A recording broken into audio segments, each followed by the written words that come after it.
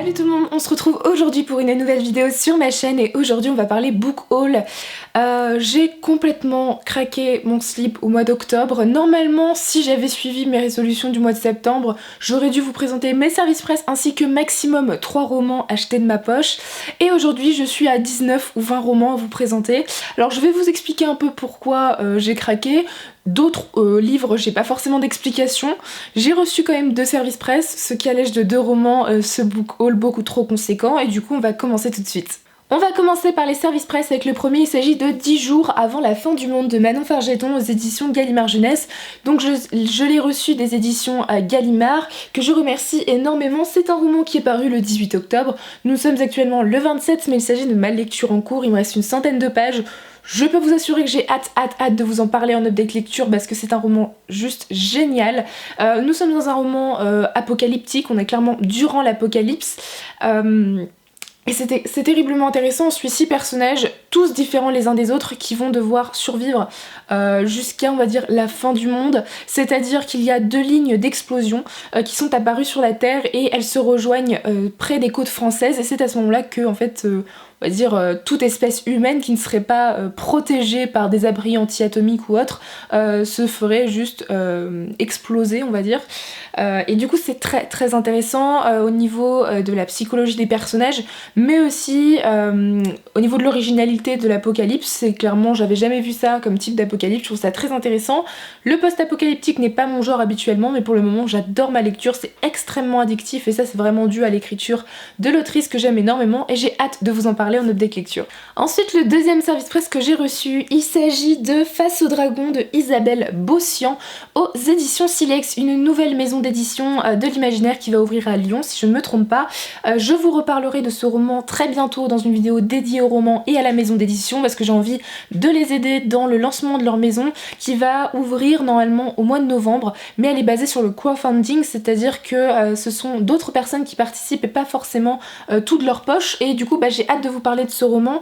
Ici on va suivre Polyxène qui est une jeune femme assez intelligente qui va se retrouver sur une île, emprisonnée sur une île si je me trompe pas, qui va défier la science et elle est entourée d'adolescents qui prétendent venir d'époques différentes. Alors elle, ça va lui paraître extrêmement bizarre et en fait la seule manière de sortir de cette île serait de tuer un dragon avec seulement son intelligence. Du coup ça m'a l'air juste génial, très original, j'aime énormément la couverture que je trouve magnifique et voilà, ça m'a l'air d'être un bouquin. Alors il est assez épais mais c'est une de mes prochaines lectures parce qu'il faut absolument que je le lise. Ensuite je vous présente un tout petit roman, il s'agit de La Tresse de Laetitia Colombani aux éditions Le Livre de Poche. Alors ici il est vraiment très court mais il m'avait vraiment fait de l'œil quand il était sorti en grand format puis en poche. On en a beaucoup entendu parler à la sortie en grand format surtout. Et ici on va suivre le destin de 3 jeunes femmes en Inde, en Sicile et au Canada qui ont toutes les 3 soif de liberté et qui se battent contre leur destin prédéfini, on va dire ça comme ça. Ça m'a l'air juste génial, il y a beaucoup de... Enfin c'est un roman qui a reçu tellement de bonnes critiques que j'ai vraiment envie de m'y lancer. Je pense pas pouvoir le faire avant la fin d'année parce que j'ai déjà plein de livres de prévus à lire, mais j'espère pouvoir m'y plonger l'année prochaine. Ensuite on va passer à mon craquage en neuf déjà, où j'ai acheté 5 romans neufs en genre 2 heures je pense dans une librairie.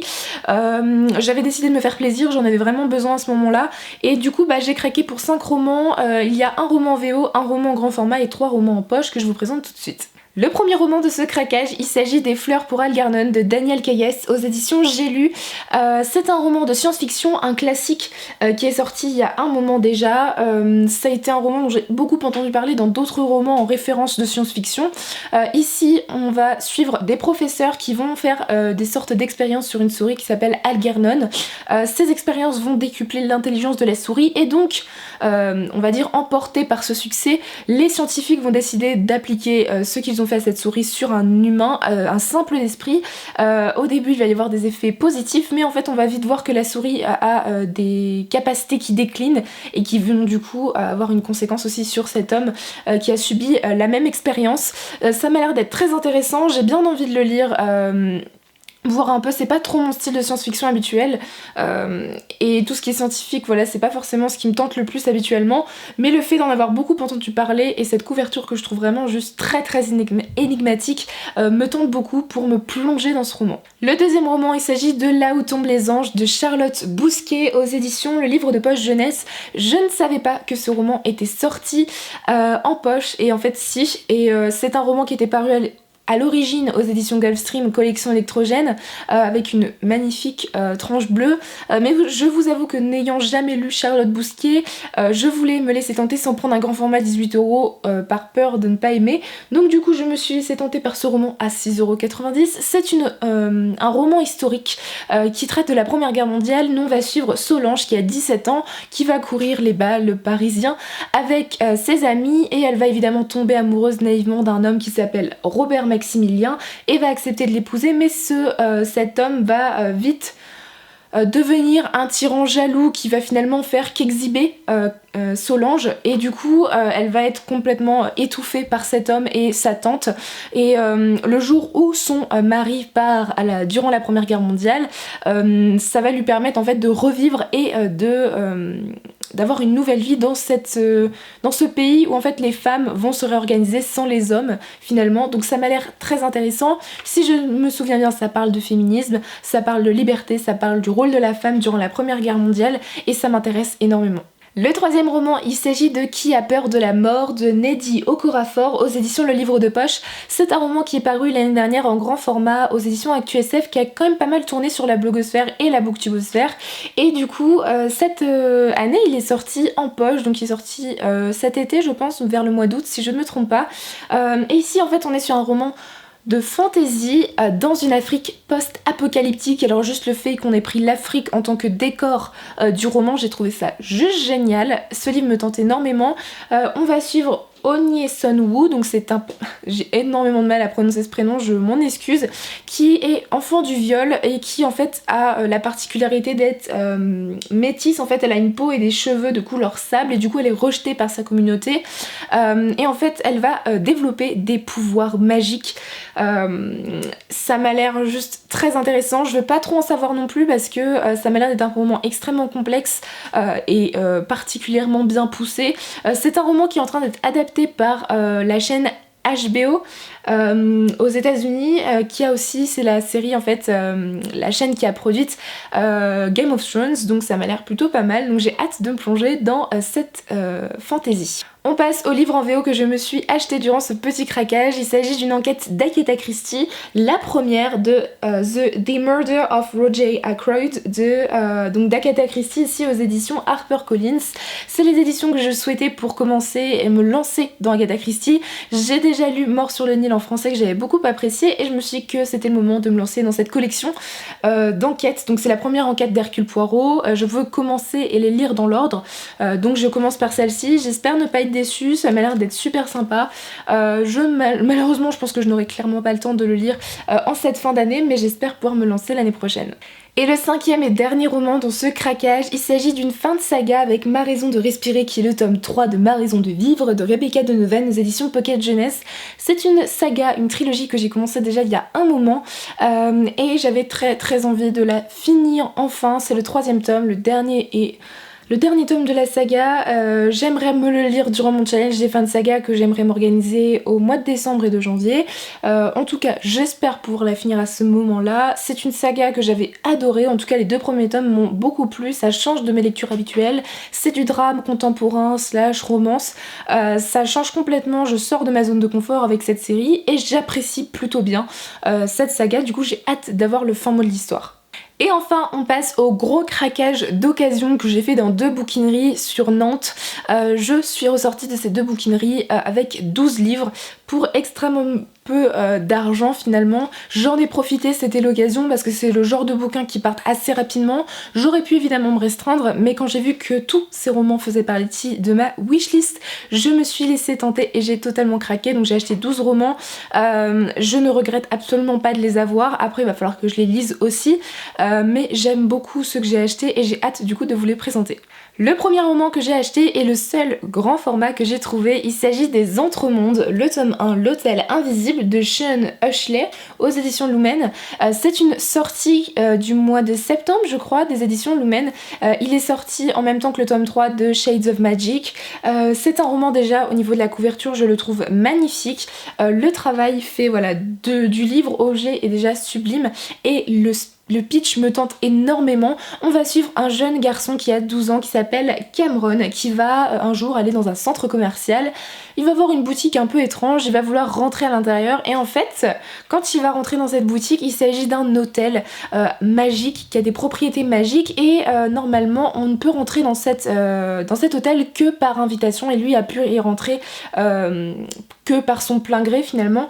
Donc ça m'a l'air juste super intéressant, il y a de très bonnes critiques sur ce roman et j'ai hâte de me lancer dans une nouvelle saga jeunesse. Ensuite j'ai trouvé 2 romans en VO anglaise qui me tentaient énormément. Le premier il s'agit de Only Ever Yours de Louise O'Neill qui est l'autrice de Asking for It qui a été traduit en français sous le nom Une fille facile qui a quand même fait pas mal parler de lui et elle a aussi sorti cette année en VO The Surface Breaks qui est une réécriture de La Petite Sirène, version un peu féministe que j'ai déjà dans ma pile à lire.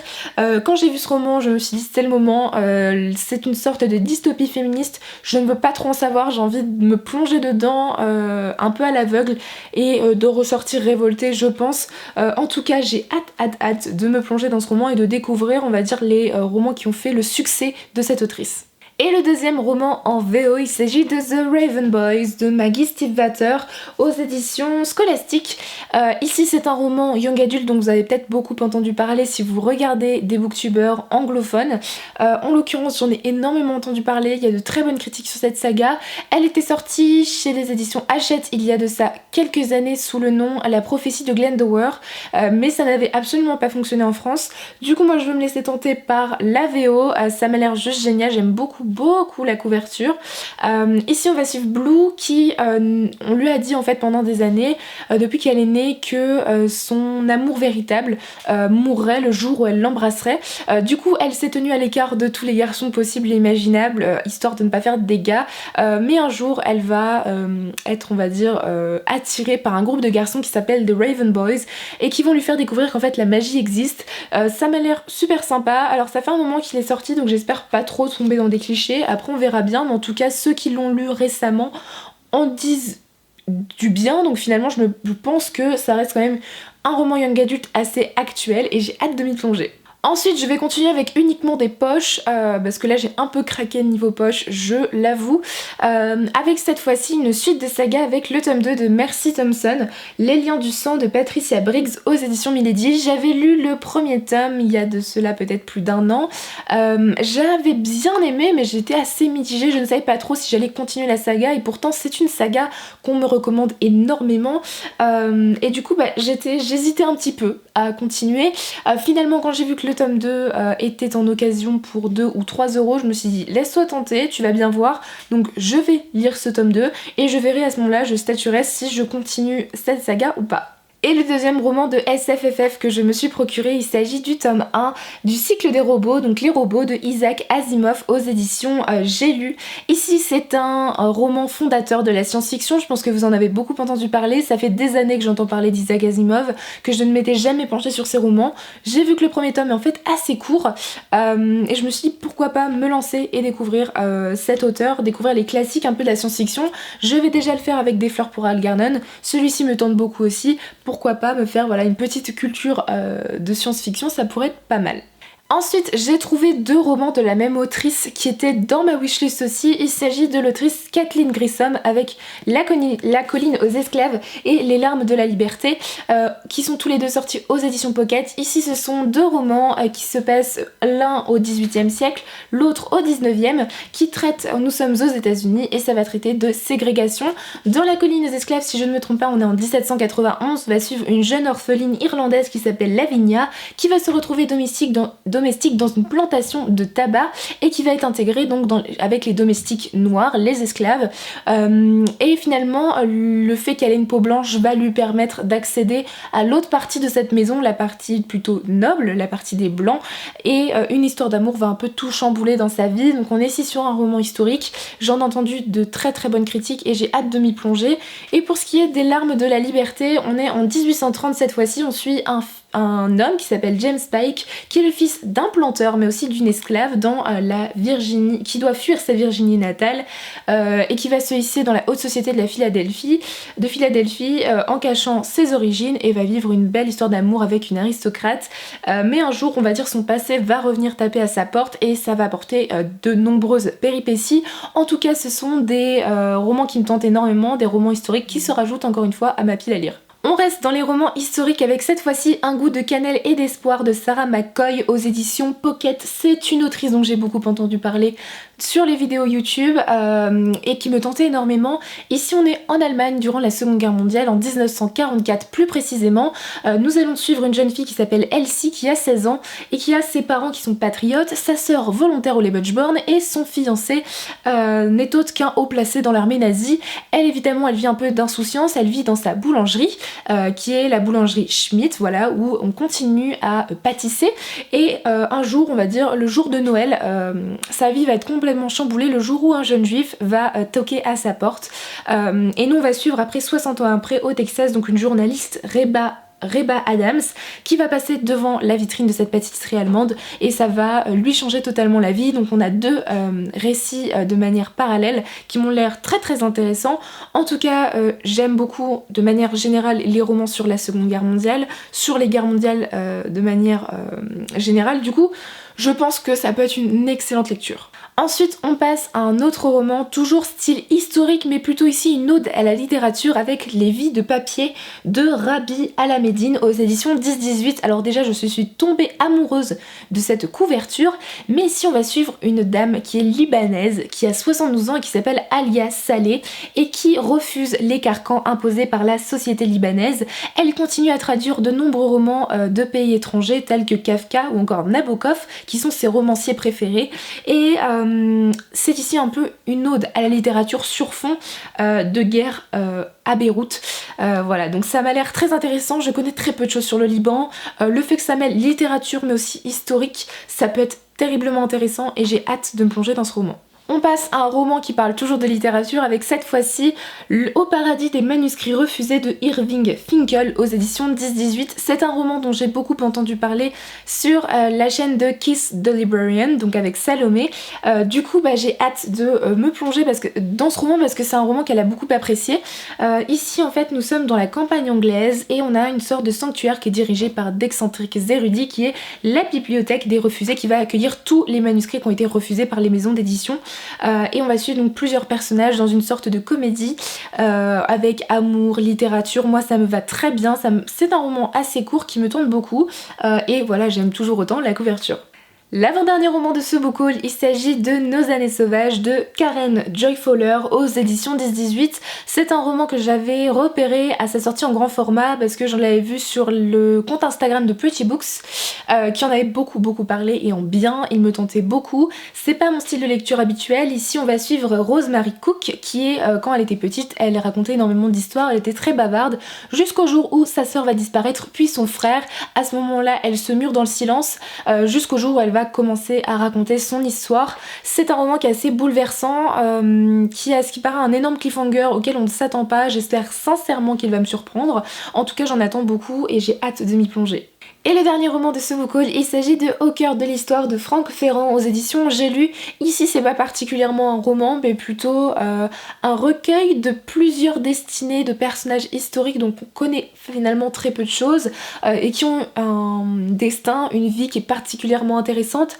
Ici l'auteur qui est historien mais aussi animateur sur Europe 1 a décidé de reprendre de nombreuses destinées comme Aliénor d'Aquitaine, Pierre Brossolette, Dom Pérignon ou encore Hatshepsut. Voilà, donc chaque chapitre concerne un personnage et sa vie et je trouvais ça particulièrement intéressant de découvrir des personnages à travers des événements fondamentaux de leur vie. Du coup c'est un roman qui me tente beaucoup. Voilà, il y a énormément de personnages qui m'intéressent à l'intérieur et j'ai hâte de vous en parler du coup dès que je l'aurai lu. Voilà tout le monde, cette longue vidéo est enfin terminée. J'espère que ce book haul vous aura plu. N'hésitez pas à me dire en commentaire si vous avez lu un de ces romans ou s'il vous tente. Et du coup moi je vous souhaite de très bonnes lectures et je vous dis à très bientôt dans une prochaine vidéo. Bye!